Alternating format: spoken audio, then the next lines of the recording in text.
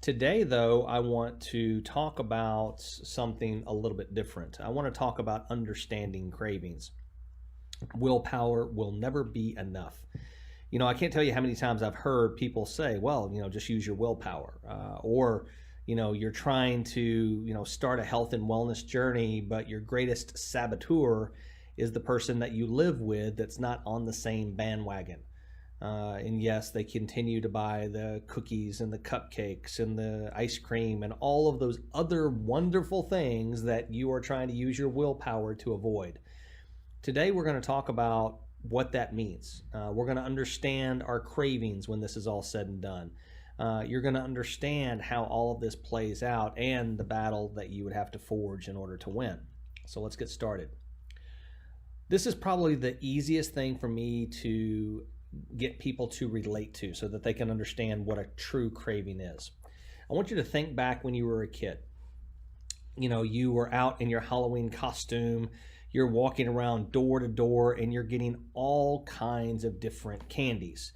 In fact, you end up with these buckets full of things. Now I've seen, pillowcases. We didn't have a lot of money when I was growing up. So pillowcase was always the alternative that you could have, and whatever sport paraphernalia we might have had laying around the house became our costume. But we filled up our buckets, our sleeping bags, or whatever else it may have been, full of candy, and then we threw it all out on the floor. And what did you do? You immediately began to sort your candy. You had your favorites, you had the things that you wanted, you had the things that you were never going to touch no matter what they were. For me, it was licorice. Sorry if you're a licorice fan, it just was not something I was going to get. But inevitably, you would see that one thing that you liked more than anything else, and you didn't wait to just put it in the sort pile. No, you immediately opened it, ripped it open, and started taking it. Now, if you had parents like me, you also had your parents dive into your pile to start grabbing their favorites. And that's kind of the concept that you need to have in your head. There are certain things happening when we see certain things that are triggering a response. And what we find is genetically, some people have that sweet tooth. There actually is a genetic sweet tooth. That's right. It's not necessarily your excuse, but I will tell you that there are some people in the world that are genetically hardwired to have a sweet tooth. My wife is actually one of those people. I'm sure she'll love that I shared that with the world. But the reality is, what that means is she has to be conscious of it, because guess what? She's fighting her genetics. There's other things. It's how the brain operates that, it's our pleasure center that is basically activated. But before we get into all that and all the details so that you understand that, and I get too far ahead of myself, let's actually look at what that pleasure center is. It's called the hypothalamus. It's a portion of your brain. It controls hunger, thirst, body temperature, sexual activity, arousal, blood pressure, heart rate, and sleep. Now, the interesting thing that you need to understand is the pleasure center of the brain. When you see a food that you really want, if you see a sweet that you really are craving, if you're walking past that ice cream shop and you just had a huge meal, but yet somehow you still have that desire to move forward. If you actually have one of those little trackable wearable devices and things, next time this happens to you, or you see something, and you just feel that urge, do me a favor. Open up the heart rate monitor on that trackable device and take a look at your heart rate. One of the things you're going to notice is your heart rate is actually increasing. See, because what's happening is that hypothalamus is releasing a dopamine response or memory response of what it was like the last time you had it. You can taste it, your mouth is beginning to water, and immediately what you're trying to do is your body is basically priming you to go after the pleasure component of what it is that you're trying to look at or what you're considering. But take a look at your heart rate, and what that's going to do is it's going to alert you to the fact of, people keep telling me to use my willpower, but man, I am fighting my body here. So just something to think about. Here's the other thing that you need to understand. Because people have a tendency to associate cravings with hunger. Hunger is a biological need for food to sustain the body's function. It actually comes from the gut. That's where hunger comes from, okay? And I'm oversimplifying it for all you greens of the world, and we'll get into the actual hormone component of hunger in a second. But To simplify it for now, the issue is simply this. Hunger is coming from the gut. Cravings are controlled by the brain and are dictated by feelings of pleasure and delight. They have absolutely nothing to do with hunger. Common misconception people have, it's always, hey, can I have my dessert before I have my dinner? Well, the reality is the reason why you want is because you're craving your dessert. It's not because you're hungry for it. There is a difference, and if you understand it, at least you can understand the feelings that you're having associated with it. So let's talk about the Hunger Games first. Okay, so remember, this is a presentation on cravings, but to understand how cravings work, first you need to understand how hunger works. So first, there's this wonderful hormone called ghrelin. Ghrelin is our hunger hormone. Again, oversimplification, but basically the gut says, hey, I need food. Ghrelin will then send that signal up to the hypothalamus. The hypothalamus then will release neuropeptide Y, and guess what? You have that sensation of, oh man, I'm hungry. It's time for lunch. Right about now. A lot of you have experienced this. Sometimes that happens at 11:30. Sometimes it happens at 12:30. It varies. But when you start getting that ghrelin response or that ghrelin release of hormone, then the hypothalamus will release the neuropeptide, and sure enough, you're going to be hungry. Now, the other component of this is leptin. Leptin is your full hormone. In other words, hey, I'm full. I don't need any more food. You can stop. Signal goes up to the brain. The brain releases, here's your wonderful world, pro-opioid melanocortin, and what that does is appetite suppressant. So what you end up with is this wonderful little hunger track, if you will. And in fact, if you actually look at the track itself, this is what it looks like. But here's the thing.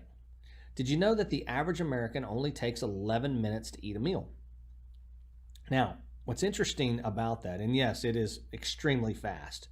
What's interesting about that one issue, and remember the biggest issue that you have here is ghrelin released to the hypothalamus. Hypothalamus says I'm hungry. Leptin released up to the hypothalamus. Hypothalamus says I'm full. Okay? Here's the problem. That wonderful little track takes 20 minutes for your full signal to reach your brain. So think about that for a second. You have a plate of food in front of you. In fact, 96% of Americans are members of the Clean My Plate Society. Remember we've done some lunch and learns on how plates have gotten bigger in the U.S. as the U.S. has gotten bigger, and I do mean our obesity rate in this country.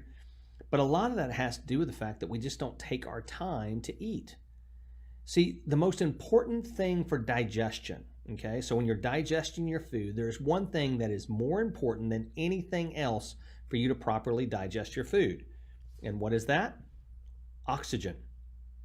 Have you ever thought about the last time you were at a dinner party? You're out with friends and you're having a conversation during dinner and you're taking your time. It's one of those hour-long type dinners where you're starting to eat, but you're about, you're 45 minutes into the conversation. You look down, you have half your meal left and you're like, man, I'm full. That's one of those opportunities for you to learn something, which is your body's stomach is only about the size of your fist, but the average American plate when we eat out is probably the size of 4 or 5 fists. So here's a little weight loss tip. Try this tonight. You're going to have dinner tonight at some point.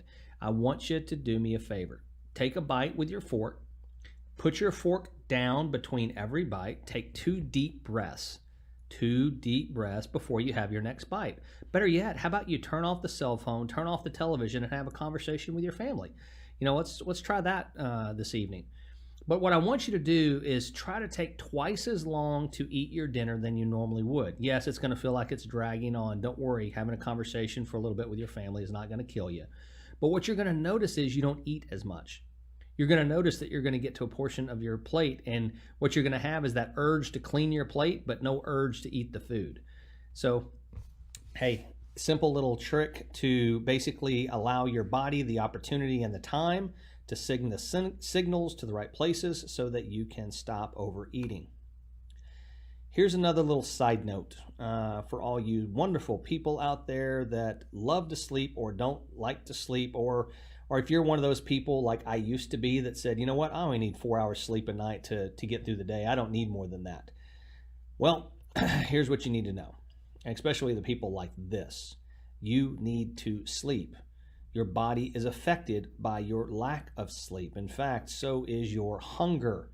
See those two hormones, ghrelin and leptin. Ghrelin is the thing that says I'm hungry. Leptin is the thing that says I'm full. When we don't sleep and we are sleep deprived, ghrelin is running loose and leptin is left asleep. As a result, we end up with piggies at the trough. Because guess what? Our body is not producing the full hormone, so we're never getting the signal that we're done. So as a result, what ends up happening is we just keep on eating. We have to slow down, but more importantly, we have to get our sleep. All right, so let's talk about the cravings. We've talked about hunger. You understand hunger. You understand how hunger works. You understand that if you're not getting appropriate sleep, your hunger will be out of control as much as your cravings are. And I know many people have experienced that in the past, but cravings are a little bit different. See, cravings come from that release of opioids into the pleasure center of the brain that is stored in your memories. Yes, you know how we have this opioid epidemic in this country. That's a drug type issue. Same type of issue, though. You know, the cravings center is the same thing as drug addiction, as you're about to see, and its effects on the brain. But that's released from the pleasure center of the brain, okay? And that's, why we want the things that we want. The pleasure and the social emotion center dictate cravings. So in other words, the same things that are affecting stress and guilt and anxiety, euphoria, relationships, anger, grief, fear, sex, all of those are coming from the same place. And guess what? They will trigger responses. That's why when we have these cravings, that's why when we stress eat, it's not like we're stress eating carrots and celery. No, we're stress eating the things that, we crave, that we want a dopamine response from, that are the worst things for us, that we can't get away from. That's why that happens. And then, of course, the dopamine release is the same intensities as feelings of during sex, compulsive gambling, and drug activity. They all follow the similar neural pathway. That's right. So what you're fighting when people tell you, hey, just use your willpower on cravings, is the same compulsion you have for sex, gambling, and drug addiction. It's hard to say that that's something that you can overcome. And remember, this has nothing to do with sustaining life. Ignoring these cravings is not going to determine whether or not you live or die with regard to the food that you need. This has nothing to do with need. This has nothing to do with hunger. It has everything to do with a dopamine center in your brain and you wanting to get that pleasure response. In fact, if you look at what actually happens over a period of time, what you'll notice is you have the healthy brain on the left and the addicted brain on the right, which means your dopamine centers, or the amount of the thing, be it sex, drugs, and or food, that it takes to release the dopamine, becomes more and more and more. That's why drug addicts have to keep taking more and more and more of the drug, because to get that same high or to get that same dopamine release takes more and more of what they're taking. Same thing with the things that we crave, same things with food, our addictions to sugar and things of that nature. We have to take more and more and more of it to get the same dopamine response. So as a result, we end up, in most cases, ending up like that little piggy at the trough. The DT dopamine receptor has the same stimulus for drug addicts as it does for junk food. In other words, that brain, that addicted brain that you see on the right, is the same as it is for drug addicts. So you need to understand that that's the same process that happens for people with food. In fact, if we look at the D2 receptors and anhedonia, by the way, is the inability to feel pleasure. That actually is something that you can get to a point of with food and drugs, where you literally get no more dopamine release. So you still have the same craving. Your body is still craving that dopamine release in the feel-good pleasure center component. But guess what? It's never getting there. You can't take enough of it to get it. So, we do have people in this country every year that do actually eat themselves to death as a result of this issue. But what happens is these changes cause a blunted response. In other words, the drug-induced dopamine overcomes baseline deficiencies. So if you look at these brains, you have the normal brain on the left, you see the brain of an obese person, you see how it's muted. It doesn't have those same red receptors, that's not that same dopamine response. And by the way, the obese person has almost the identical brain of the cocaine user. And then, of course, the brain of an alcoholic is very similar as well. These drug addictions are very similar to food addiction in the fact that they mute your dopamine release. So the pleasure center effect is so strong that people will forego personal hygiene, health, family, and their job for the fix. So think about it right now. You're sitting in your office, you're watching this Lunch and Learn, and by no means am I judging you. You have to understand, I at one point in my life was 307 pounds, but also at my lifetime, I was also a college athlete at 8% body fat. So I've been in both places. I've done the struggle. In fact, in some respects, I'm still doing the struggle of trying to figure all of this out. And that's why, we share this information all the time, because, we can help provide you the information. But think about right now, you're sitting in your desk. If you open the drawer, usually it's the bottom drawer on the left and or the right. If you pull that drawer out, what kind of food is in that drawer? Is it the kind of things that you would label as good for you? Or is it the kind of things that you have a tendency to crave throughout the day? For most of the people on this webinar, it's the things that you crave. It's just reality. And again, this isn't judging you. This is just the reality of how the brain works. This is the same thing that happens to you at home when you're trying to avoid these things and the person that you live with keeps them in the house. You can only avoid them for so long before you grab them. The brain is too powerful for you not to listen to it. Unless, of course, it's a cell phone. I say this tongue in cheek, but, if you ever wanted to have a good laugh, go to any restaurant, go to the finest restaurant you can find. And if you actually pay attention, about 80% of the people that are sitting in that restaurant are not talking to one another. They are looking at their phones. It's a sad state of affairs. And yes, we are addicted to these things, but that's another presentation for another day. How about this quote? Very powerful quote. Here you have a person with an amputation, and it says, "The willpower to direct your thoughts and actions produces your results." It's an amazing quote. In fact, if you do willpower quotes, you can see all kinds of things about willpower and this, that, and the other. The problem is when it comes to food, this is horrible advice. Don't do this to people. Most importantly, don't do it to the people you care about and love. Don't tell them you should just be able to overcome your willpower. This is ridiculous, because you can't. Your brain is too powerful. You're going to have to make informed choices. You're going to have to make changes. You're going to have to remove these things from your reach and or vision in order to get away from it. This is something you're really going to have to become conscious of. And when that willpower or that desire or that craving does kick in, again, pay attention to what is actually happening. Look at your wearable device, see your heart rate. Know that your brain is basically, craving the dopamine response, and find something to redirect it. Find something else to replace it, because the battle is real. When you're talking about willpower versus dopamine, here's the issue. Here's America's willpower as we sit here today. Okay, 21 to 34 grams per 8 ounce sugar content in the average energy drink. Okay, that's what most people are dealing with right now. Idealife obviously doesn't put sugar in its products, but that's a different story for a different day. But 21 to 34 grams. 33 teaspoons is the average daily sugar consumption of Americans. The average consumption for children is over 30 teaspoons. Over 540 calories a day. That's 150 pounds per year, or 11,800 pounds per lifetime, enough to fill a dump truck. Almost 6 tons of sugar in a lifetime is what Americans are consuming. You want to know why we're fat? You want to know why we're diabetic and have heart disease and all the other issues that we have? Here you go. But yet we still keep giving people advice, use your willpower. How is it possible? Because the funny thing is, every time you look at the front of a label, a couple of weeks ago we did, labels and marketing myths and things of that nature.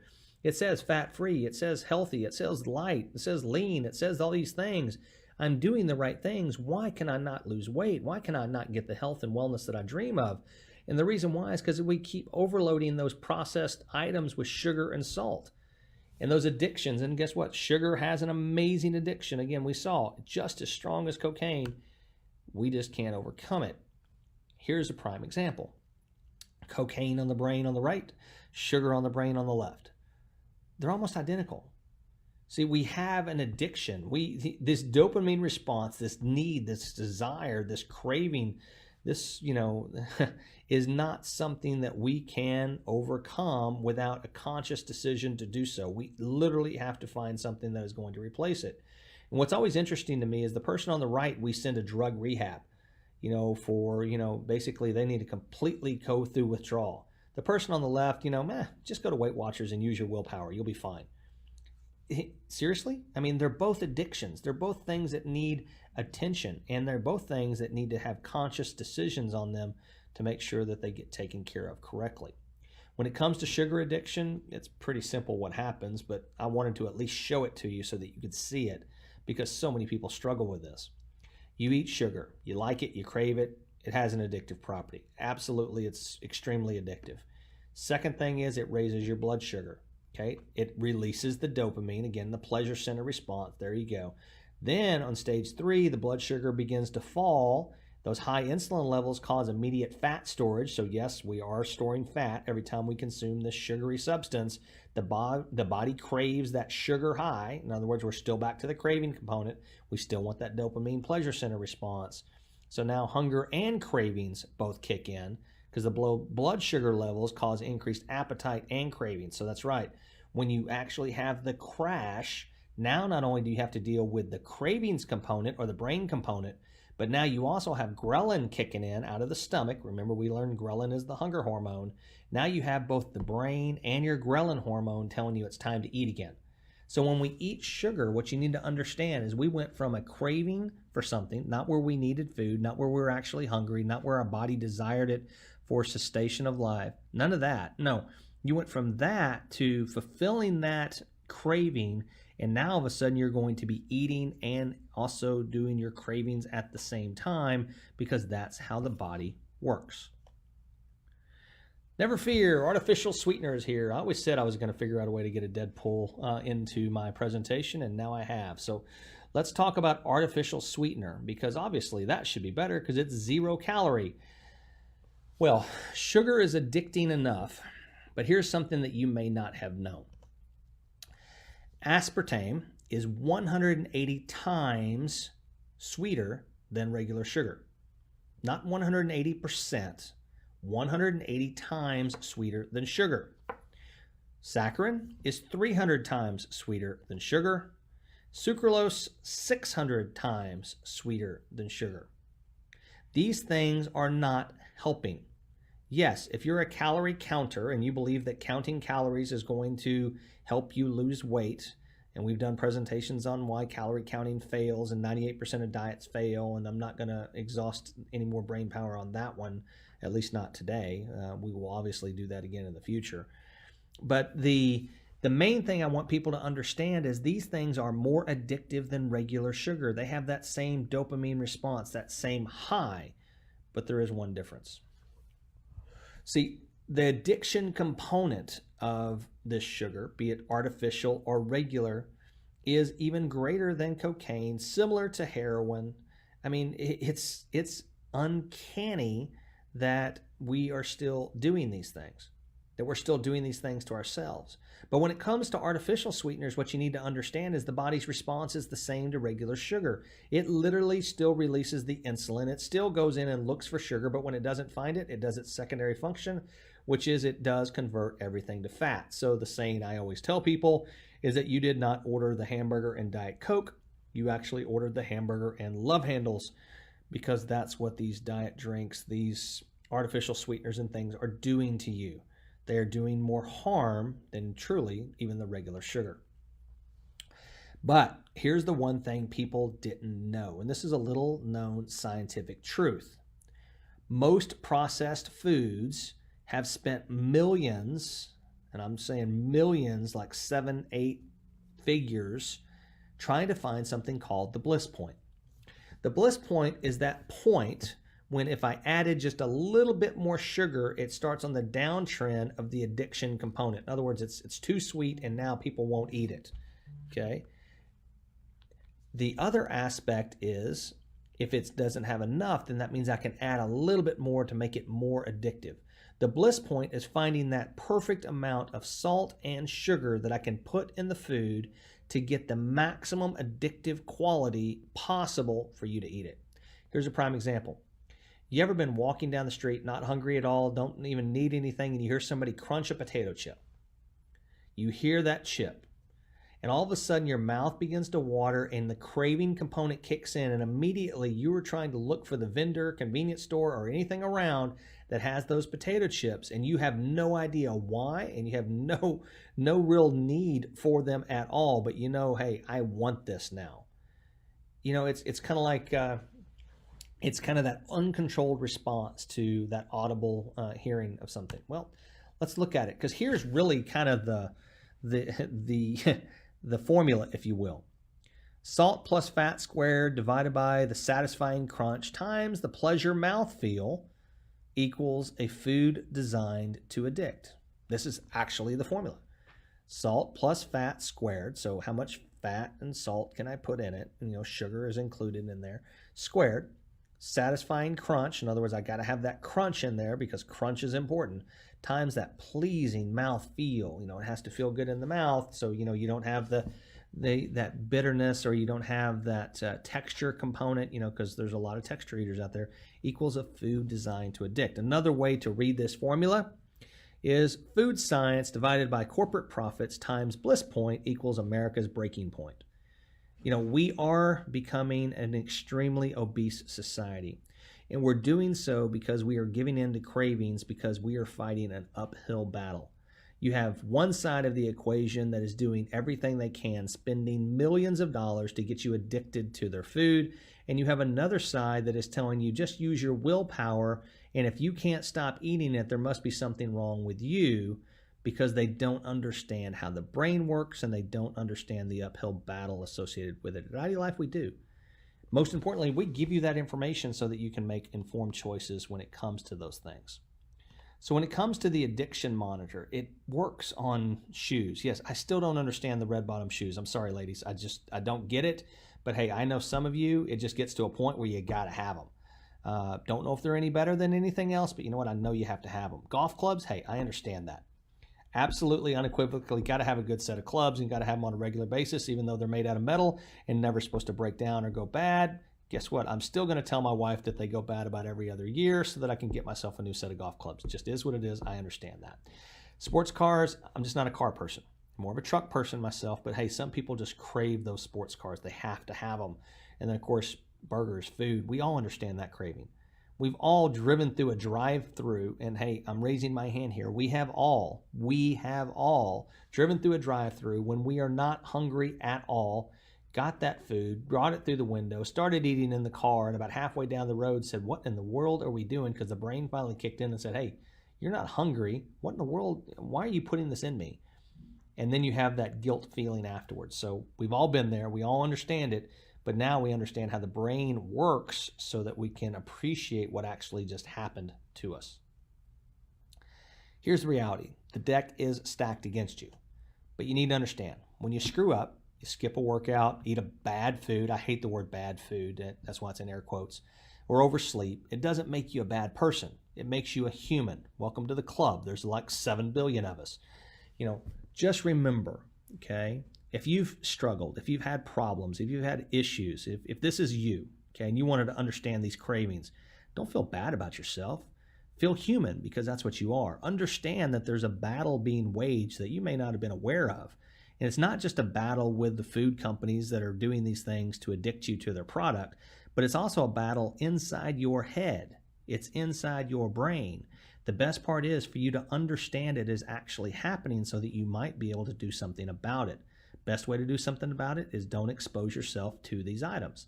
If you're trying to stop doing something, don't put yourself in a situation where you're going to run into them, because if you do, there's a high likelihood that your brain is going to overtake your willpower and you are going to lose that battle. If you do, it's okay. You're human, okay? Let's get back on the train and let's, try to avoid them in the future. It's going to happen. We all have these things that we like. We all have these things that we're going to indulge in. It's just part of being who we are. But at the end of the day, if you have the information, you have the knowledge, and you know what is actually happening, at least then you might be able to make an informed choice. You know, at Ideal Life, we're all about healthy living, giving you the information, the materials, and other things that you need so that you can make healthy choices for yourself, for the ones that you care about and the ones that you love. More importantly, so that you can share this information with others that you think might, get a benefit from it. So, I would encourage you to share this with anyone that you think might get some help from it, because at the end of the day, that's why we do this, is to give you the information so that you can share it, so that you can get some benefit from it. Most importantly, you might actually get the health and wellness results you've been looking for your whole life.